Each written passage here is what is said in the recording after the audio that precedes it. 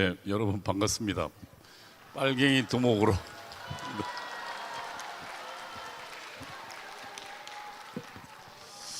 예, 7번을 좀 보겠습니다. 11번요. 11번. 예, 오늘 방금 우리 손상대 대표가 이야기했지만 채널A가 실제로 생중계하는 장면입니다. 옆에 의원이 묻습니다. 북한은 주적인가 아닌가? 그러자 김영훈 현재 노동부 장관입니다. 노동부 장관 후보자죠. 민주노총 위원장 출신입니다. 이 친구가 지금 고용노동부 장관 후보자인데 이 친구의 답변이 이렇습니다. 북한은 주적이 아니라고 말씀드렸습니다. 근데 이 친구가 그것 말고 훨씬 더 중요한 일을 많이 했습니다. 이 친구가 민노총 위원장이라고 말씀드렸습니다. 민노총 위원장 시절에 노동자를 위한 통일 교과서를 만들었습니다. 그 교과서 내용을 좀 보겠습니다. 13번 보십시오. 예, 이게 지금 그때 이 친구가 민노총 위원장 시절에 만들었던 노동자 통일 교과서입니다. 1, 2, 3번. 통일을 부탁해. 근데 여기에 내용을 좀 제가요, 그 다음 넘겨보십시오. 14번. 현대조선 역사라는 북한의 교과서가 있습니다. 북한에 쓰는 교과서입니다. 저도 갖고 있는 교과서입니다. 거기에 지금 내용을 그대로 베꼈습니다. 이 내용이. 다시 말하면 북한 역사관을 지령받은 대로 그대로 우리 국민들에게 또 민노총 노동자들에게 주입하고 있는 겁니다. 내용은 잠깐 좀 읽어보면 미제는 남조선을 강점하고 전조선을 자기 손아귀에 넣으며 이렇게 시작하는 게 현대조선 역사입니다. 다시 말하면 미제국주의가 지금 대한민국을 식민지 지배를 하고 있다 그럽니다. 그런데 민노총 교과서는 약간 바꿨습니다. 그 밑에 보면 미군정은 과거 일본 총독부의 지휘와 체계를 그대로 인수했다. 그건 무슨 말입니까? 말은 다르지만 이 말은 그대로 일본 총독부의 지휘와 체계, 지휘라는 게 뭡니까? 다시 말하면 식민지 지배 수단으로 와 있다는 겁니다. 미군정이요. 지금 대한민국이 미제의 식민지라는 얘기입니다. 다음 넘겨보십시오. 이 민노총이 지금 우리나라 방송을 장악합니다. 이건 지금 16번, 다음 넘겨보십시오. 이게 지금 방송 3법을 강행 처리하는 장면인데요. 그 다음 17번. 이 방송 3법 중에 제가 지금 약간 빨간 줄을 해놓은데 저거 조금 키워보실래요?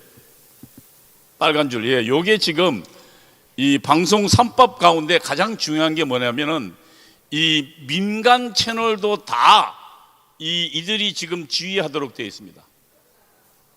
민간 채널도요. 그래서 이 내용을 좀 보면 제가 좀 간단하게 좀 읽어보면 지상파를 포함한 민간 방송인 종편 보도 전문 채널도 노조와 회사가 각각 5명씩 편성위원회 구성을 의무화했습니다. 이 말이 무슨 말이냐면 지금 채널A나 예를 들어 TV조선 같은 모든 방송에 다 편성위원회라는 게 사실상 그 방송이 무엇을 보도하고 무엇을 보도하지 말아야 할 것을 결정하는 위원회입니다. 그 위원회에 노조 대표 절반, 회사 대표 절반을 채우라는 겁니다. 그러면 그 편성위원회는 누구 주장대로 가겠습니까? 노조 주장대로 가는 겁니다.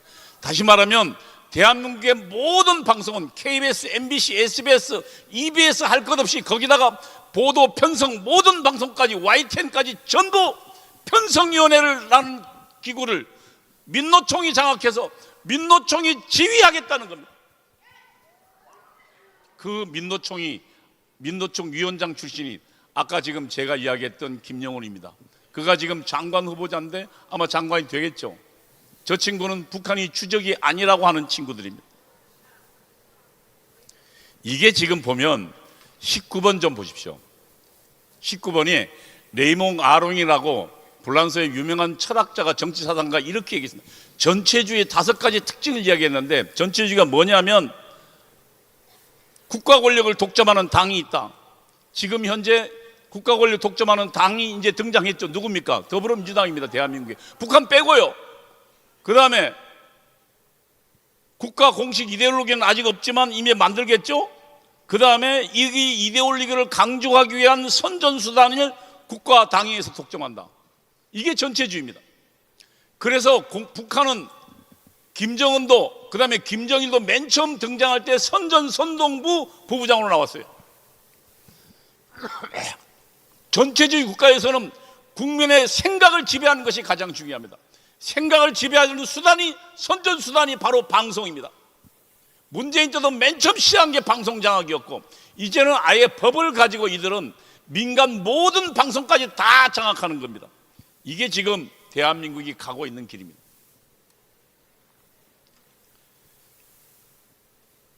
(26번을) 좀 보십시오.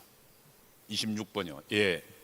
지금 대한민국이 어디로 갈 거냐, 그리고 이들이 지금 어떤 일을 할 것인가를 가장 잘 알 수 있는 건 북한의 지하당의 활동과 북한이 만든 간첩당입니다. 지하당의 활동과 그리고 그 지하당의 실질적인 전략 전술을 아는 게 가장 중요합니다. 저는 오늘 북한의 전략 전술론을 가지고 북한 지하당이 어떻게 활동하고 그리고 그 지하당의 지령을 받은 자들이 지금 더불어민주당을 어떻게 끌고 가고 대한민국을 어디로 끌고 갈 것인지에 대한 설명을 해보려고 합니다. 이게 지금 통일혁명당에 대한 얘기입니다. 조선일보에서 2021년도 4월 22일자 배성규 논설위원이 통일혁명당에 대한 설명을 한 장면입니다. 북한의 간첩선을 보냈습니다. 왜? 통일혁명당의 수령 김종태 등을 북한으로 실어 나르기 위해서요. 그리고 제주 앞바다에 출연했다가 대한민국의 군경과 교전이 벌어졌습니다. 그리고 그 간첩선은 침몰했습니다. 그게 1968년도 8월입니다. 이 지금 통일혁명당은 매우 그동안 간첩단 중에 가장 성과를 많이 남긴 간첩단입니다. 왜냐하면 그 간첩의 가장 중요한 사람 28번 좀 보십시오. 이게 지금 간첩단의 조직 체계도입니다. 그 밑에 보면 신영복이라고 세 번째 빨간 줄에 있습니다. 신영복은 여러분 하도 목사님이 많이 해서 이름을 이제 잘 알 겁니다. 당시 통일혁명당의 책임비서입니다. 책임비서란 지도부란 얘기입니다. 그 신영복이 그가 또 포섭한 간첩이 있습니다. 그가 그 밑에 보이는 기독청년복지회를 맡았던 기독교 책입니다. 박성준입니다.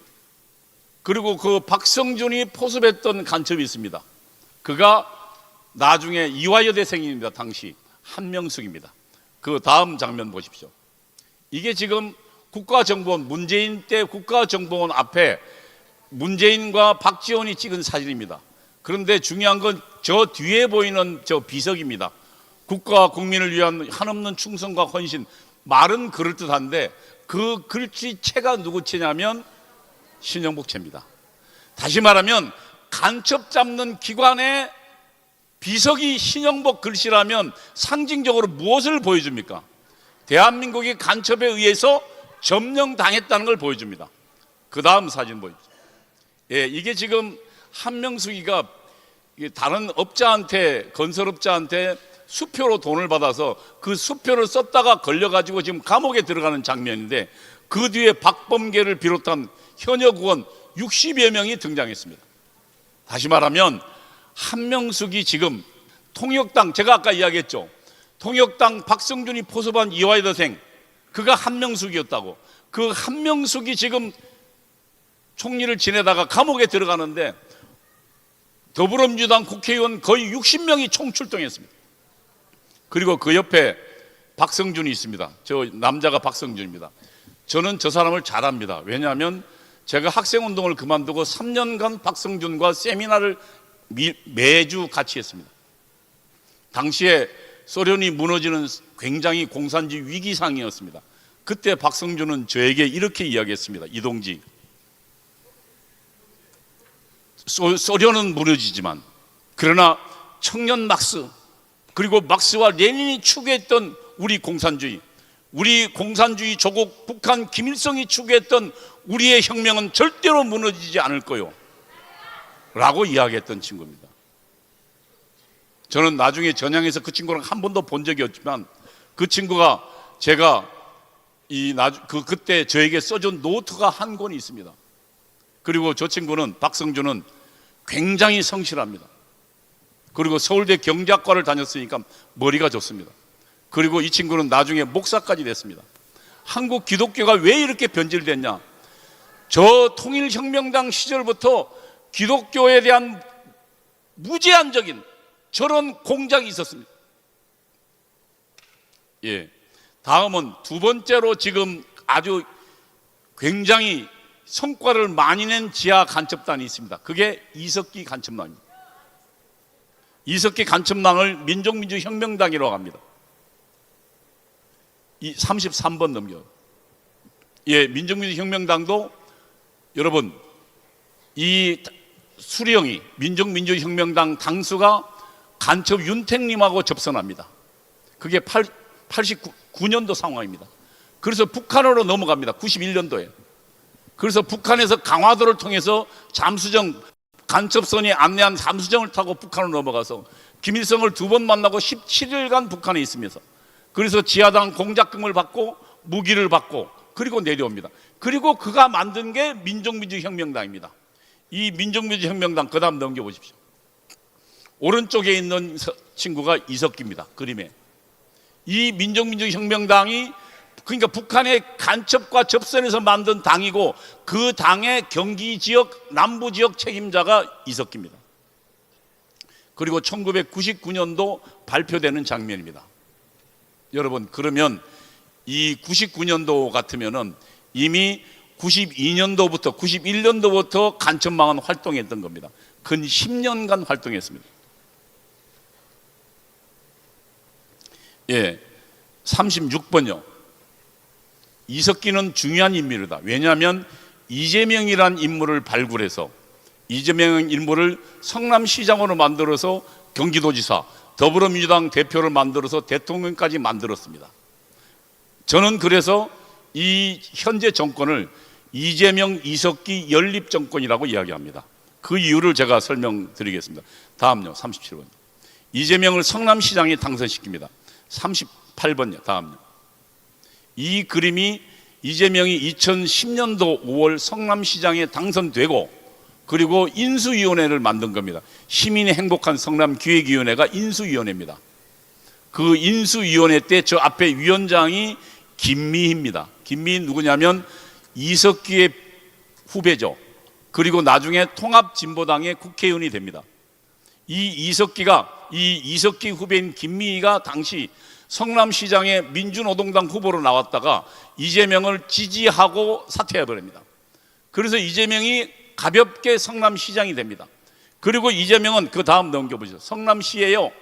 아예 경기동부연합은 이게 공산당은 이 설명을 좀 해주려면 조직이 공개되는 조직이 있고 공개되지 않는 비합 조직, 비합법 조직이 있습니다. 그거를 당이라 그러는데 이 당은 당의 공식 이름은 경기남부위원회고 이들이 지금 현재 장악한 공개 조직이 경기동부연합입니다.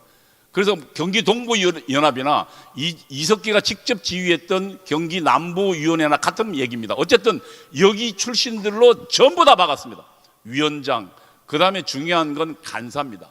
그 간사는 2010년도부터 지금까지 있습니다. 아닙니다.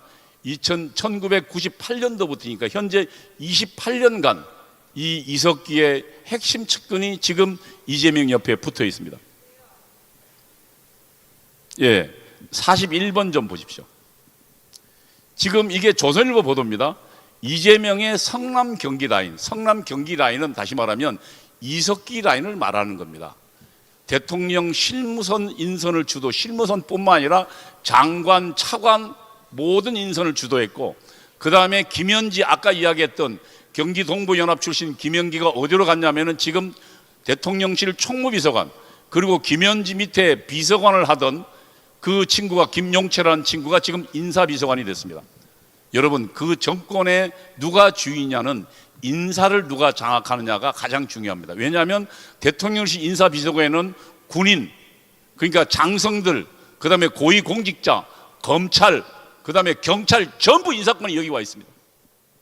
지금 그러면 지금 대통령의 이 정부의 인사권이 누구에게 가 있다는 겁니까? 김현지를 통해서 이석기한테 가 있다는 겁니다. 그러면 이 김현지는 누구냐? 43번 보십시오. 이재명은 1995년도부터 성남에서 변호사 된 지 그때 아마 25, 26이었을 겁니다. 이때부터 변호사 되자마자 성남 지역에서 성남 시민의 모임 활동을 합니다. 이게 1995년도입니다. 성남 시민의 모임을 당시 성남 지역에 아까 좀 다시 되돌아가 봅시다. 여러분, 민주혁명당이 언제 결성됐습니까? 91년도입니다. 그러면 이 지역의 성남 지역의 운동권 지하당 책임자는 누구였습니까? 이석기였습니다. 그리고 성남 지역은 아예 이석기의 텃밭이었습니다. 그러면 이 이재명이 성남 시민의 모임 시민운동을 할 때 누구랑 같이 했겠습니까? 이석기입니다. 그리고 이재명이 95년도에 시작하고 1998년도에 이 김현지가 학생운동 용인 성남 지역 한 청년 산하 용성 청년에서 일하다가 98년도에 제가 알기에는 이석기 지시로 이 김현지가 이재명 밑으로 갑니다. 그때부터 김현지가 활동합니다. 다시 말하면 극렬 운동권이었습니다. 다음요. 이게 당시 언론 김현지니까 뭐 한 20년 전이니까 그때는 젊었을 때죠. 여기에 지금 그 신문 기사를 봅니다. 업무든 인사든 만사 현통이다. 만사 형통, 다시 말하면 모든 인사는 김현지를 통해야 된다. 제 친한 후배가 하나 있습니다. 기업에 있는 친구인데 그 친구가 김현지를 좀 만나보려고 노력했답니다. 그런데 보좌관 출신인데 이 친구가 이 민주당의 3선 국회의원한테 자기 좀 김현지 좀 만나게 해달라고 했답니다. 그렇지만 그 3선 국회의원의 말이 정말 재밌습니다. 야, 김현지 내가 만나면 나 장관 돼. 무슨 얘기입니까? 지금 이 김현지가 모든 인사를, 장관 인사를 다 주물렀다는 거고, 그들의 작품이, 이석기, 김현지의 작품이 뭐로 나옵니까? 이번에 김영훈이라는 저런, 그리고 정동영 북한 주적아이라는 걸로 나오고 있습니다. 예, 46번요. 이 민족민주혁명당은 이재명을 성남시장에서 어디로 맞습니까? 경기도지사로 가다가 대통령 후보로 만듭니다. 그런데 아주 중요한 폭로가 터졌어요. 예, 폭로가 아니죠. 중요한 수사 결과가 발표됐어요. 다음요. 충북 동지의 간첩단 사건이 있습니다. 이들은 한 12년 정도 받았습니다. 충청북도에서 활동하던 간첩단입니다. 이들이 북한에 보낸 통지문이 수사 결과가 발표됐어요. 다음요. 이 통지문을 보면 이렇게 되어 있습니다. 이 지사가, 다시 말하면 이재명이요, 민주개혁 세력의, 민주진보개혁, 말이 어렵지만 이건 그냥 더불어민주당 이야기입니다. 더불어민주당의 대통령 후보로 광범위한 대중조직이 결집되어 있어요. 다시 말하면 이재명 밑으로 주사파 조직을 전부 결집시켜 달라고 본사가 어디입니까? 북한이에요. 보낸 통지문입니다. 이 말은 그대로 됐습니다. 그러면 이 통지문이 충북 동지의 뿐일까요? 민주혁명당, 그 다음에 뭐 창원 간첩단 전부 하나로 몰아서 보냈을 것입니다. 그리고 이재명은 어떻게 됐습니까? 대통령 후보가 됐고, 그리고 대통령 선거에 떨어지자 민주당이 장악합니다. 이게 50번요. 그것도 압도적인 77.77%라는 차이로 더불어민주당 대선 당대표가 됩니다. 그리고 그 이듬해 총선에서 완전히 그냥 이재명 당, 이석기 당으로 만들었습니다. 여기까지가 지금 민족민주혁명당이 이재명과 연합한 장면입니다. 그 다음에 다음 넘겨 51번. 드디어 이석기는 이재명을 대통령으로 만듭니다. 그 과정이 정말로 심각합니다. 52번요. 53번 보십시오. 민노총에게 민노총 간첩단에게 지령이 내려갑니다. 이 지령은 현재 수사 결과 발표된 것만 민노총이 내려간 거고, 창원 간첩단, 그 다음에 충북 간첩단, 다 간첩단 곳곳에서 다 내려갔을 겁니다. 그리고 간첩단 이 석권호가, 여러분, 민노총의 2인자야, 조직쟁의국장입니다. 얼마 전까지.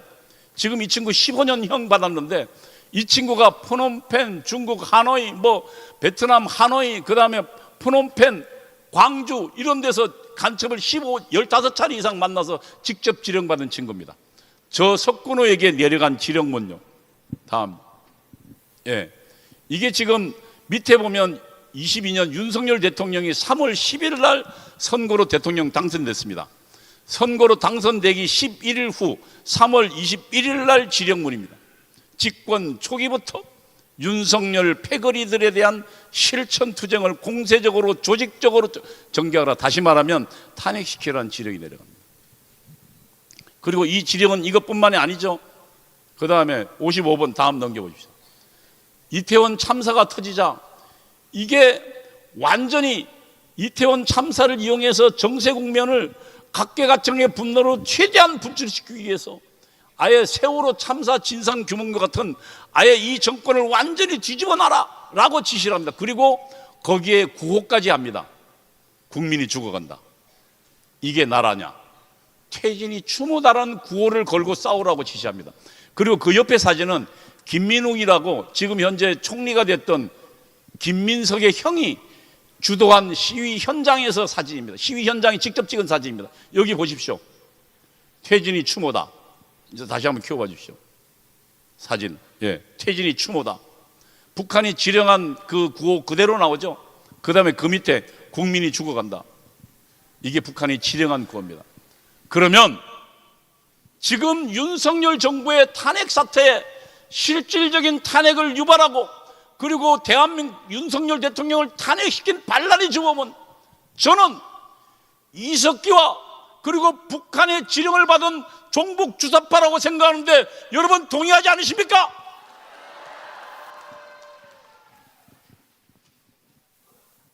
(67) 57번이요.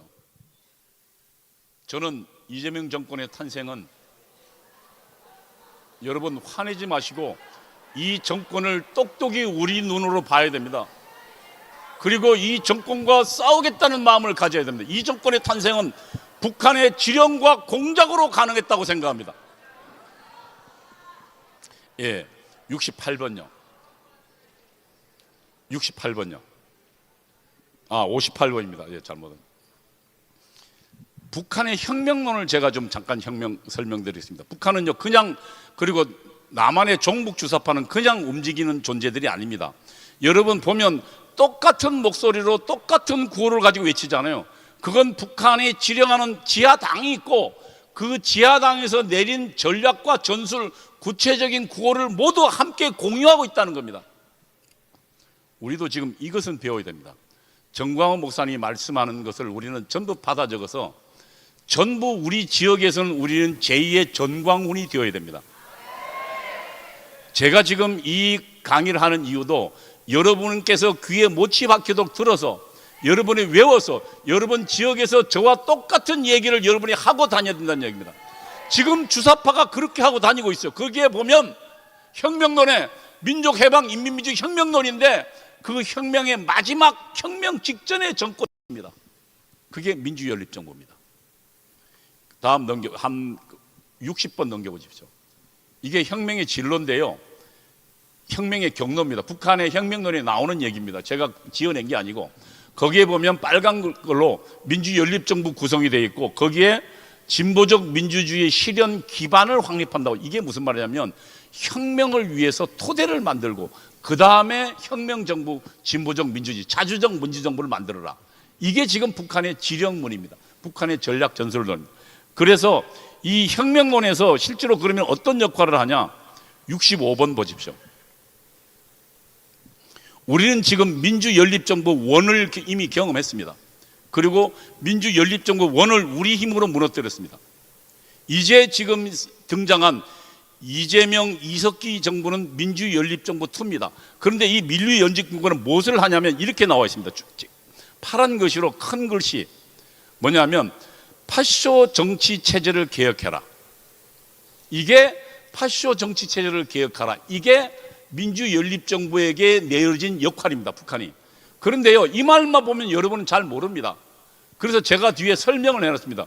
민주연립정부는 파쇼적 정치 체제를 개혁한다는 것은 미제에 기생한, 미제 뭡니까? 미제국주의에 기생하는 반동 관료배와 반동 관료배는 보수 정치인, 그리고 미국과 동맹을 주장하는 정치인들 혹은 정치 집단 관료들을 말합니다. 그리고 매판 자본가, 다시 말하면 지금 해외에 나가 있는 재벌들을 말합니다. 이들을 정치 기반을 부수는 거다라고 설명해 나옵니다. 그럼 이 민주연립정부에서 우리는 민주연립정부 1을 경험했다 했습니다. 문재인 정부 때 뭘 했습니까? 적폐청산이라고 했습니다. 그래서 전직 대통령 2명 감옥 보내고요, 그리고 국정원장 출신 3명 감옥 보내고 고위공직자 출신 약 200명을 몽땅 감옥에 보냈습니다. 이게 지금 바로 이 북한의 혁명론 민주연립정부에 지시한 내용입니다. 파쇼 정치 체제를 기억하라. 다시 말하면 보수 세력을 싹쓸이하라. 이거는 이해찬이가 이미 했던 얘기입니다. 우리는 보수 세력 싹쓸이하고 50년, 100년 정권을 만들겠다고 주장했었습니다. 이게 저는 문재인 전대협 연립정부입니다. 그 다음 넘겨보죠. 1기가 문재인 전대협 연립정부입니다. 그 다음에 지금 민주연립정부 2가 뭐냐면 이재명, 이석기 연립정부인데요. 69번요. 이재명, 이석기 연립정부. 이들이 지금 사명을 북한이 지령하다. 다음 넘겨보시죠. 다음요. 지금 특검 3법이 아예 3특검이 동시에 진행되고 있습니다. 내란 특검, 그 다음에 김건희 특검, 최상병 특검. 이 특검이 뭡니까? 과거에 문재인 때는 적폐청산위원회라는 거를, 그거는 예를 들면 법에 의한 기구는 아니었습니다. 임의 기구였습니다. 그런데 이번에는 아예 국회를 장악하고 국회를 가지고 법을 만들어서 아예 검찰청을 아예 그냥 자기 산하에 직접 만들었습니다. 그게 3특검입니다. 그러면 이들이 무엇을 향하겠습니까? 72번요. 보수 정치와 보수 경제 세력을 척결하는 것을 이들이 향할 것입니다. 다음요. 이게 지금 문화일보 보도인데 사정바람 몰아친다. 사정바람이 아닐 겁니다. 다음요. 74번요. 보수 세력 싹쓸이, 수사범위 제한 없다. 그 다음 75번요. 다음요. 국민의힘도 위원정당 해산이 가능하다. 오늘 지금 어제 정성호 지금 법무부 장관 후보자입니다. 정성호가 위원정당 심판 청구에 대해서 살펴보겠다고 이야기했습니다. 부인하지 않았습니다. 그러면 지금 이들이 국민의힘만 향할까요? 아닙니다. 대한민국, 적어도 미국과 연합하고, 그리고 또 대한민국을 자유민주주의 시장경제로 만드는 모든 사람을 겨냥하고 있습니다. 79번요. 그런데 여러분, 아까 제가 설명드렸지만 지금 전대협 문재인 연립정권와는 좌절됐습니다. 지금 마지막 남아있는 저들과 지금 국민의힘 아예 누워버렸고, 사법부 누워버리고 다 장악되어 있습니다. 마지막 남아있는 세력이 바로 여기입니다. 여러분, 2019년도 상황을 좀 보겠습니다. 81번요. 저 가운데 많이 보던 분이 계시죠? 우리 목사님이십니다. 그때 2019년도 6월 8일이요. 지금 천막에 그 조그마한 천막에 저 덩치 큰 분이 저울 때입니다. 덩치 큰 분이 앉아 계시는데 그 옆에는 우리 대국본 목사님 중에 돌아가신 분도 계시네요. 코로나 때. 근데 정광훈 목사님이 2019년 6월 8일에 문재인을 퇴진하라, 그리고 문재인을 탄핵시키겠다는 7가지 사유를 내걸고 청와대 앞에서 농성을 시작했습니다. 처음에 저런 기자회견 한 20-30명 모여서 했어요. 그때요, 문재인 지지도가 지금 이재명 지지도가 50한 몇 퍼센트 된다 그러죠. 한 60% 되나요? 문재인 지지도 85% 상황입니다. 압도적 상황이었어요. 그때 한기총 대표회장을 지낸 정광훈 목사님이 저 농성에 대해서 같은 우파인 사람들도 전부 야 너무 빠른 거 아니야? 혼자 당하해? 너무 위험해? 라고 했을 때 정광훈 목사님은 청와대 앞에서 농성을 시작했습니다. 그리고 7가지 사유 뒤에 한번 넘겨보십시오. 이게 문재인 하야라는 7가지 사유입니다. 여러분, 지금 봐도 그 내용이 맞지 않습니까? 한미동맹 파기한다. 그리고 소득주도 성장이라는 요상한 사회주의 경제정책으로 대한민국 경제 망한다. 국제외교 왕따 된다. 그리고 원전 파괴됐다. 그리고 공산주의로 갈 것이라고 경고했습니다. 여러분, 문재인 지지도 85% 상황에 이 정광훈 목사는 전국을 돌아다니면서 지금처럼 집회하고 호소했습니다. 그러자 국민들이 움직였습니다. 여러분, 저들은 100년 정권 외치고 그 다음에 원래 민주연립 정부가 뭐라 그랬으면 혁명 바로 직전에 혁명의 기반을 만들고 혁명으로 넘어가야 됩니다. 그런데 그 혁명을 좌절시켰습니다. 한번 84번 한번 보십시오. 여러분, 2019년도 10월 3일 한번 박수 한번 쳐주십시오. 여러분도 이 자리에 계셨죠? 저도 이 자리에 있었습니다. 여러분, 이 정광훈 목사와 광화문 애국운동 세력의 위대한 함성이 저들이 공산주의로 끌고 가는 것을 1차로 좌절시켰던 것입니다. 여러분, 그리고 만든 게 86번 보십시오. 윤석열 대통령은 그냥 탄생한 것이 아닙니다. 저들의 공산화로 가는 길목을 끊고 우리가 만든 겁니다. 여러분, 우리는 그냥 단순한 세력이 아닙니다. 우리는 승리한 경험이 있는 세력들입니다. 다음에 87번 보십시오. 이건 뭐 얼마 전 일이니까 여러분 잘 아실 겁니다. 윤석열 대통령이 이 주사파 세력을 그대로 두고는 절대로 대한민국을 운영할 수 없다고 판단해서 주사파 전쟁과의 전쟁을 선포했습니다. 그러자 언론을 장악한 언론이 모두 다 개헌 반대로 외쳐서 윤석열 대통령 지지도가요, 그때 12월 3일인데 다음 넘겨봐 주십시오. 그게 12월 다음 주에 갤럽의 지지도인데 11%까지 빠졌습니다. 우리 박근혜 대통령은 4%까지 빠졌다가 아예 저항을 포기했습니다. 그런데요, 여러분, 그때 지금 기억나십니까? 정광훈 목사님과 그리고 김학성 장로, 그리고 여기에는 황경성 장로, 이들이 전국을 다니면서 정광훈 목사님은 계엄인 정당했다고 이야기하고 주사파와 전쟁을 선포했고, 김학성 장로는 야, 계엄은 대통령의 통치 권한이야, 그렇게 외치고 내란 내자도 꺼내지 마 외쳤습니다. 그리고 싸웠습니다. 12월 날씨는 혹독하게 추웠습니다. 광화문 광장에서 싸웠고 또 어디서 싸웠습니까?